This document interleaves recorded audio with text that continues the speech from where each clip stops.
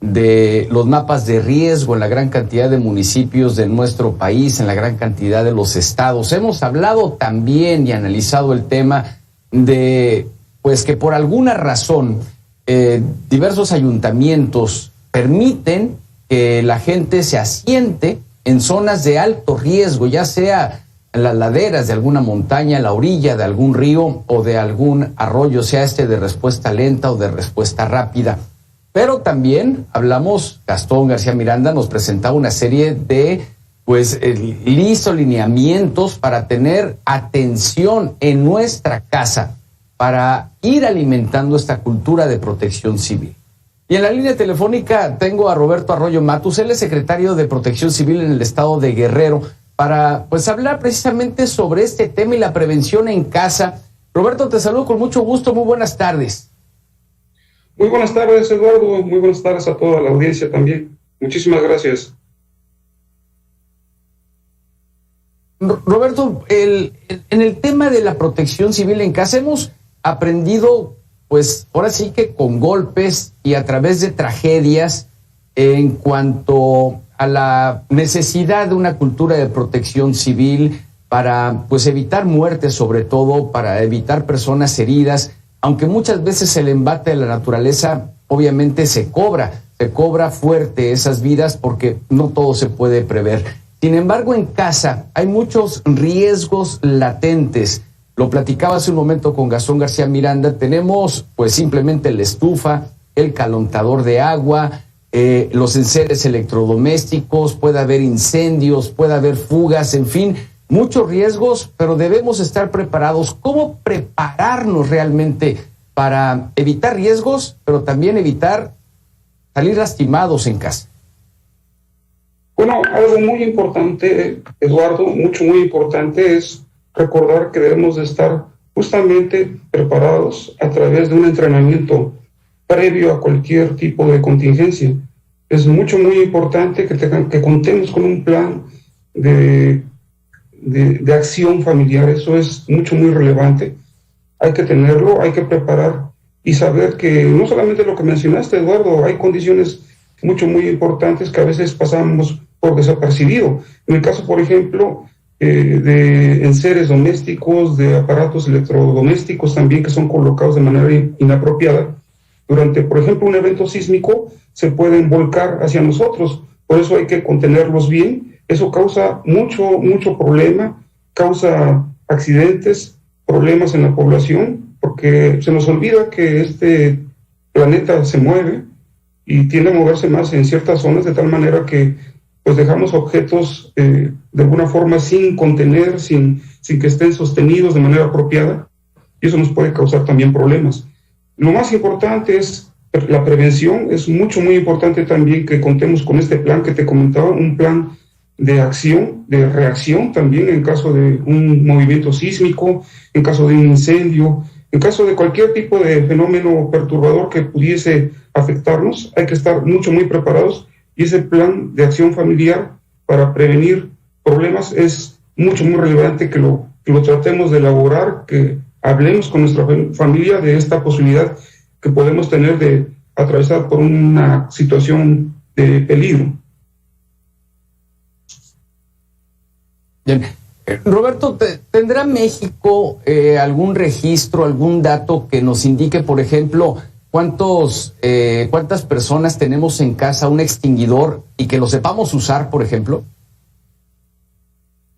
De hecho, dentro de las estadísticas que hace el INEGI, por lo regular este tipo de condición desafortunadamente no es tomada en cuenta. Pienso que debería de tenerse ese tipo de información.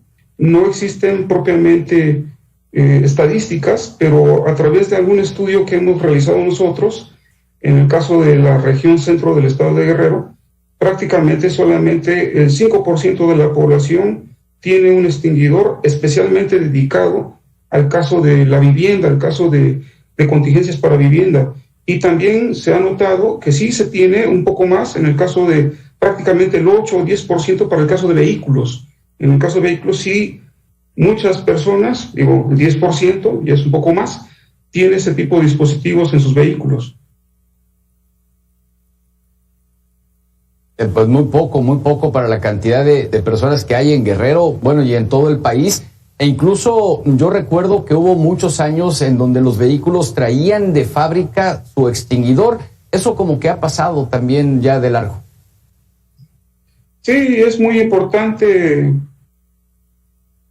conocer y comprender que en caso de una colisión de vehículos, por lo regular, afortunadamente hay sistemas que evitan los incendios, pero no todos los vehículos tienen este tipo de dispositivos, de tal manera que de manera muy recurrente en las carreteras de la autopista del Sol, cuando existen choques, cuando hay ese tipo de problemas de colisiones, se llegan a presentar incendios de vehículos, y por eso hay que siempre contar preferentemente con un extinguidor. Eso puede ser bastante útil para que se pueda apoyar, inclusive si no padecemos nosotros esta situación, ojalá que nunca la pudiéramos padecer, sería muy importante que apoyemos a personas que estén en este tipo de desgracia cuando pasemos por un accidente de este tipo.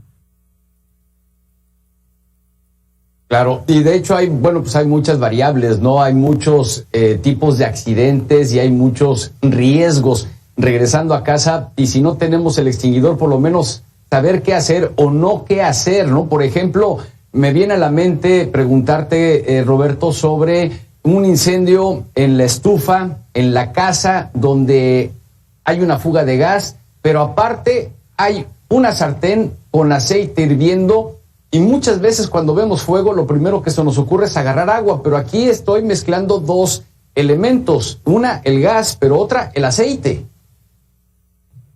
Sí, de hecho, cuando se trata de apagar aceite que esté tratándose de quemar, normalmente si se utiliza agua, se produce una especie de explosión. Hay que tener mucho cuidado. Lo mejor es retirar ese tipo de sartenes que se hayan incendiado a un sitio seguro, no emplear el agua, porque efectivamente se puede producir una reacción química que puede ser mucho más desfavorable que cualquier otro tipo de acción que nos permita salvaguardar, en el caso, por ejemplo, de las personas que están cocinando, pues, digamos, su salud. Claro. Sí, porque vaya, lo que estaríamos provocando, que dices, ¿no? Se está incrementando aún más el riesgo de poder salir lesionados. Y otro también que me llama mucho la atención, porque son de los problemas más comunes en casa, que son los cilindros de gas licuado de petróleo, el gas LP. ¿Qué hacer la población cuando detecta que tiene fuga el tanque? No tanto la válvula, sino el tanque mismo. Bueno, tocas un tema muy importante, Eduardo, porque fíjate que la verdad es que la mayoría de los habitantes del país desconocemos que los tanques tienen una fecha, digamos, de caducidad, sobre todo los estacionarios. Hay que tener mucho cuidado con ellos. Son 10 años nada más los que pueden operar. En caso de que ya haya transcurrido ese tiempo, hay que cambiarlos. Eso es muy importante. Si ustedes detectan una fuga, es muy importante que traten de llamar a los teléfonos de emergencia, 911. Es muy importante porque se pueden llevar a cabo acciones de manera inmediata. Es una reacción inmediata que tiene el cuerpo de bomberos para poder asistir a las personas que hayan detectado este tipo de problemas. No intentar encender luces si se tiene la sensación de que haya este tipo de gas, porque se puede producir también una explosión importante. Yo recomiendo, Eduardo, que preferentemente se llame a los servicios de auxilio, porque en muchas ocasiones se pueden tomar medidas inapropiadas. Bien, pues es mucho el tema de la protección civil. Se puede abordar demasiado. Lamentablemente el tiempo es limitado en televisión. Sin embargo, pues no quiero dejar pasar de agradecerte estos minutos para la audiencia de Mega Noticias, Roberto, y desearte tanto a ti como a toda tu familia una muy feliz Nochebuena y una excelente Navidad. Muchísimas gracias, Eduardo. Estamos a sus órdenes. A toda la audiencia, muy feliz Navidad. Gracias nuevamente, muy buenas tardes. Roberto Arroyo Matus, secretario de Protección Civil del Estado de Guerrero, en vivo para Mega Noticias MX. Soy Eduardo Manzanero Retana, hago una pausa. Regreso, es breve.